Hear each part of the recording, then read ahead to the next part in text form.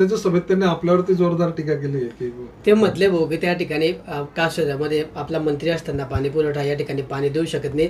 मिश्किलपणे ते बोलले की किमान त्यांनी पाणी नाही पाजलं तर दारू तरी पाजली पाहिजे असं ते मिश्किलपणे. ती प्रत्येकाचाच त्या टीका आहे. मी तर जाहीर सभेत सांगून टाकलं माझं काय भूमिका असते ती. तर मग त्यांनी काय टीका करावी आणि पालकमंत्र्याशिवाय दुसरं त्यांना काय दिसते.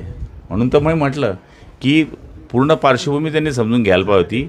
कासोद्याची पाण्याची योजना कोणाच्या काळात तिचा सत्यानाश झाला, ती योजना आताची नाही. बघा एक बाजार समितीमध्ये आपलं एक भाषणातलं वक्तव्य ते खूप जास्त आहे. तुम्ही म्हटलं होतं की युती करा भाजपवाला, नाही तर आमचे कार्यकर्ते मरतील, आमचं नुकसान होईल. तुम्ही जर किमान 100 जागा आमचं नाही म्हटलं. शिवसेना भाजपच्या लोकांनी लोकसभेमध्ये शिवसेनेनी भाजपचं दाबून काम केलं. विधानसभेमध्ये काही मतदारसंघ सोडले, जसं पाचोरा वगैरे सोडलं, तर इतर मतदारसंघामध्ये BJPने सुद्धा शिवसेनेचं काम केलं. ज्यावेळेस नेत्यांच्या निवडणुका असतात त्यावेळेस आपण युतीची भाषा करतो, सरकार स्थापन करतो.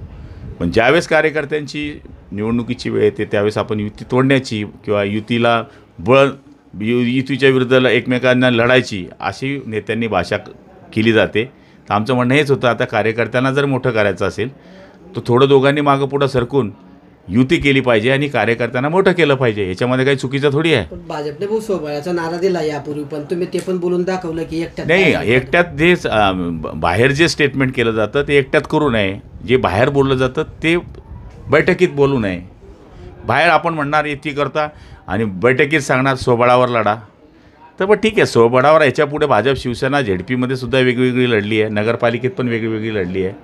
पण मला तरी असं वाटतं की आज ती वेळ नाही आहे. आजची वेळ कार्यकर्त्यांची मनं जुळलेली आहेत काही मतदारसंघांमध्ये, तर ती तोडू नये अशी अपेक्षा आहे. भाजपने जर सोबत घेतलं नाही आपल्याला जिल्हा परिषदेमध्ये तर आपली काय भूमिका राहील पक्ष? अरे बाबा, मी नेहमीच सांगितलं आहे, पहिले तर मी सांगेल की युती व्हावी, नाही झाली तर मग RPI पण लढते, शेतकरी कामगार पक्ष पण लढतो, ताकदीनुसार आम्ही लढू.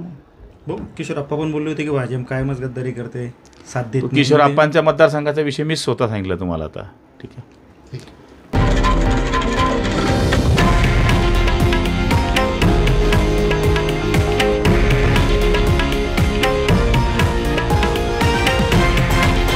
हे आहे देशातील नंबर 1 न्यूज नेटवर्क आणि आपण पाहत आहात TV9 मराठी, एकमेव.